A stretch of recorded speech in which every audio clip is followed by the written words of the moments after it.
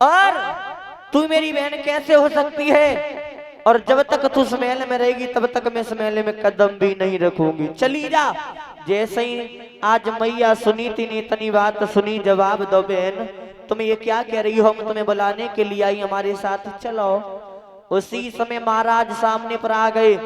मैया सुनीति से महाराज उत्तान पाद बोली, भद्रे हमने तुम्हें कितना समझाया था कि मान जाओ, हमारी बात मान जाओ, दूसरा विवाह मत करवाओ, लेकिन तुमने हमारी एक भी बात नहीं मानी। तो अब सुनो। तो जैसे ही इतनी बात सुरुचि ने कही कि तू इस महल में रहेगी तब तक इस महल में कदम नहीं रखूंगी, उसी समय महाराज से सुरुचि जवाब देकर के बोली, महाराज सुनो, जब तुम्हारे घर में पहले से एक रानी मौजूद थी तो तुमने हमारे साथ में दूसरा विवाह क्यों किया महाराज। तो आज मैया सुनीति दोनों हाथ जुड़ करके बहुत दुखी होकर के सुरुचि से बोली, बहन हम तुम्हें बुलाने के लिए आई तो हमारे साथ में चलो। और बोली मैया दोनों हाथ जोड़ करके, बहन सुनो कि तुम और चलो संभालो जा घर को, और मैं तेरी दासी बन जाऊंगी।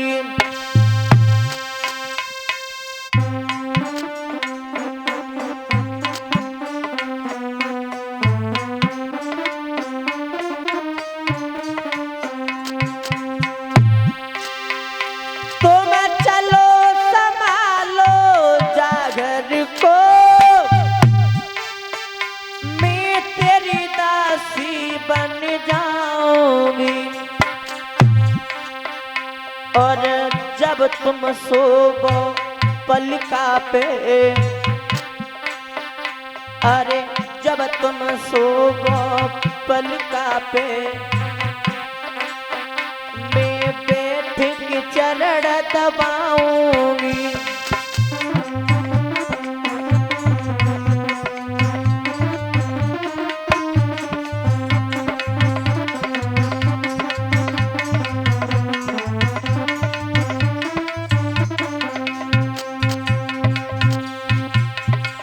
बहन तुम जो कहोगी हम वही करती रहेंगे, संध्या के समय तुम पलका पर लेटोगी, हम तुम्हारे पैर दबाती रहेंगी। बहन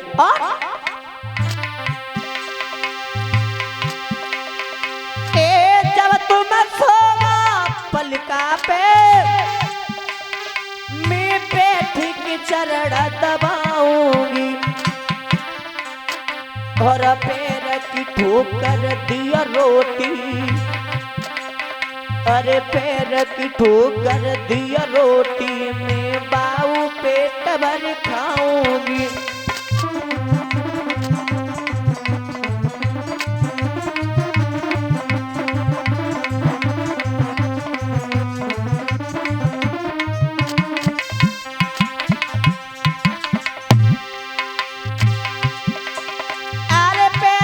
ठोकर दिया रोटी, मैं पाऊ पेट भर खाऊंगी, और जब तेरे बेटा हुई जावे, अरे जब तेरे बेटा हुई जावे, मैं तेरो ही लला खिलाऊंगी।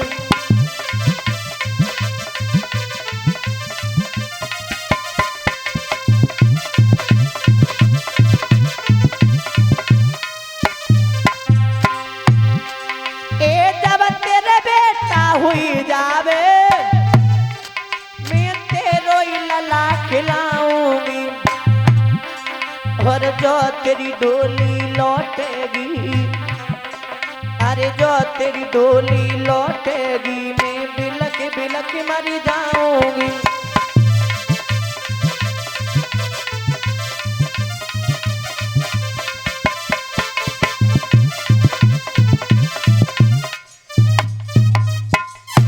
जवाब दिया मैया सुनीति ने दोनों हाथ जोड़ करके, बहन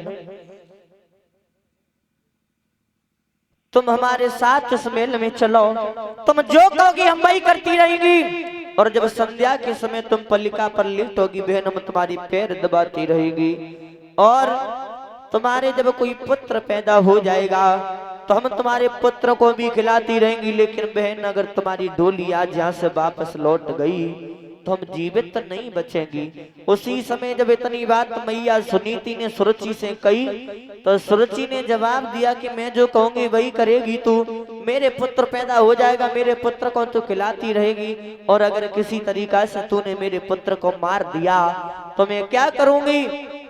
जवाब दिया मैं तेरे जब तक तू इस महल में रहेगी तब तक इस महल में कदम नहीं रखूंगी। उसी समय महाराज को सुरुचि ने अपने सामने पर खड़ा किया, जवाब दिया महाराज तुमने हमारे साथ में दूसरा विवाह किया है, तो महाराज अगर आप अब इस महल में मुझे रखना चाहते हो तो महाराज मेरी एक शर्त है। महाराज ने जवाब दिया कौन सी शर्त। बोली मैया सुरुचि महाराज जो मेरी शर्त है वो सुनो। कौन सी। बोली सुरुचि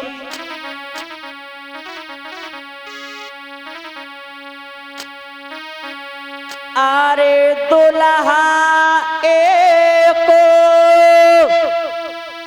और पासो मंगाई दे।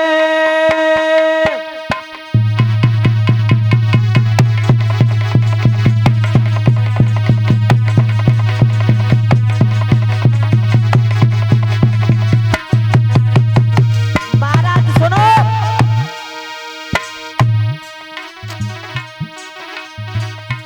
अरे दुल्हा एक बासो मंगाई दे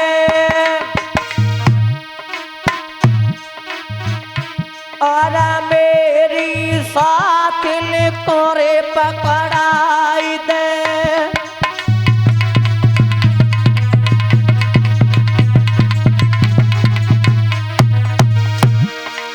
महाराज एक बांस मंगवा, बांस, और मेरी सौत के हाथों में पकड़ा दीजिए। और सुनो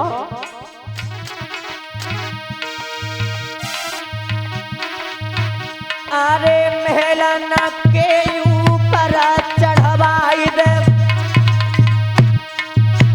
और पक्षी महलन के उड़ा पाई दे।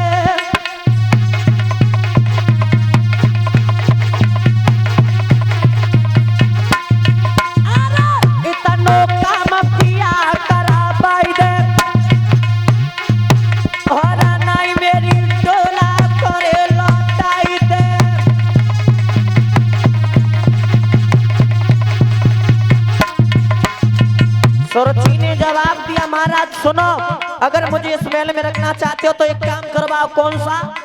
एक बांस मंगवाओ, बांस, और मेरी सौत के हाथों में पकड़ा दीजिए, मेरे मेलों के ऊपर चढ़ा दो और ये मेलों के पक्षियों को उड़ाया करेगी। महाराज जितनी शर्त मंजूर है तो ठीक है, वरना मेरे दूल्हा को मेरे पिताजी के घर पे पहुंचा दो। जैसे ही राजा ने इतनी बात सुनी तो सुरुचि से महाराज समझाए कि बोले भद्रे अरे कहता मैं नारी तू नहीं प्यापो और मेरी रानी के बदन बुढ़ापो।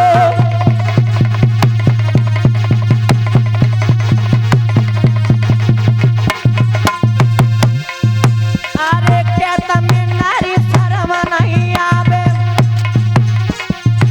और पक्षी रानी उड़ाई नहीं पावे।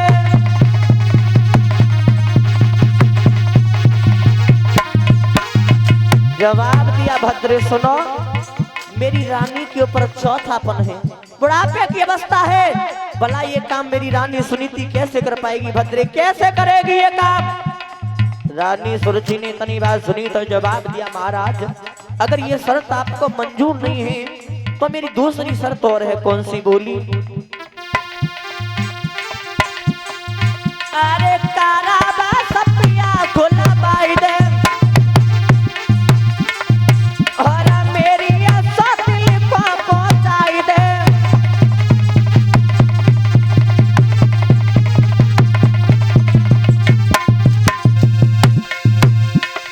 एक कारावास भवन खुलवा महाराज, कारावास भवन। और पता है भक्तों कारावास किसे कहते हैं। जहाँ पे पतिव्रता स्त्री को अपने पति के दर्शन न होए उसे कारावास भवन कहते हैं। और जैसे ही इतनी बात और सुरुचि ने कही और बोली अरे एक शेर आटा जो जावे और एक घड़ा पानी को जावे और तमे सोच मेरी गुजर चलावे।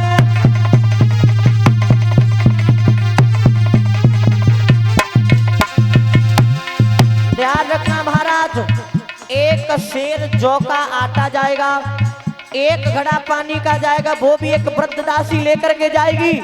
कोई पुरुष उस कारावास भवन में अंदर नहीं जाएगा। और